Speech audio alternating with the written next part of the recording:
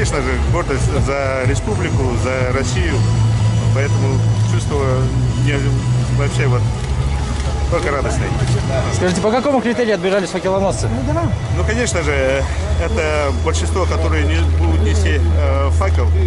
Я хочу вот отметить, да, вот, из всех, которые вот, носят факел по Дальневосточному федеральному округу, вот с Республики Саха, это самые титулованные спортсмены паралимпийского и суболимпийского движения нашей страны.